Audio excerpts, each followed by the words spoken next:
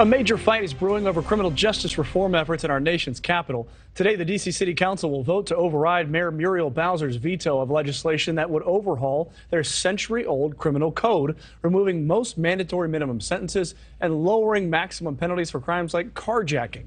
Congress wrote that code in 1901. It has only seen piecemeal revisions since then. Critics, even those that admit the code needs updating, are frustrated by this override decision. Joining me now to talk more about it is Vice Chair of the Washington, D.C. Advisory Neighborhood Commission, Chandra J. Raman. Good morning, sir. Thank you for joining us.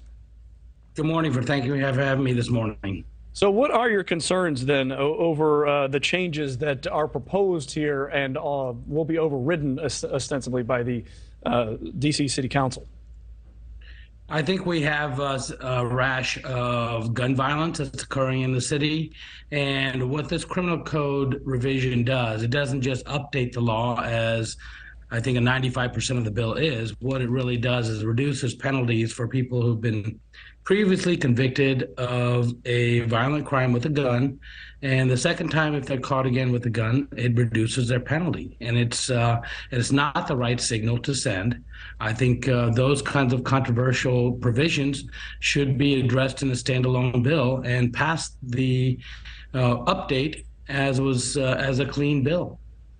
And so the D.C. City Council wants to do this. The mayor wants to veto it. The City Council is overriding her. That's what's going on here. But shouldn't there be some update? I mean, this statute is more than 120 years old. So shouldn't there be some comprehensive update given that we live in a much different society now? Absolutely. I don't think there's any controversy or question that it needs to be updated. The last time it was done was 1901. That's not what's at issue here. That's an agreement. So there's 90 to 95% of this 450-page legislation that can be passed today. Remove the provisions that are controversial, particularly related to violent crime and gun crimes and carjackings that are really occurring on a daily basis here in the district, and to address those and get input.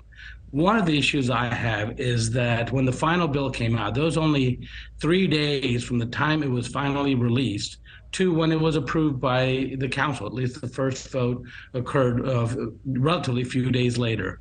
And so that was insufficient time for people like me who are local ANC commissioners and for residents to understand what was in this bill and what the actual impacts are on our community. And because it's Washington, D.C., these changes, they got to be approved by Congress. Isn't that right? That's right. There's a 30-day review period of all legislation that comes that's passed by the D.C. Council. That's very interesting. That's Chandra J. Raman out of D.C. Thank you very much, sir, for joining us. Thank you for watching. Go to newsnationnow.com to find NewsNation on your television provider. And don't forget to click the red subscribe button below to get more of NewsNation's fact-driven, unbiased coverage.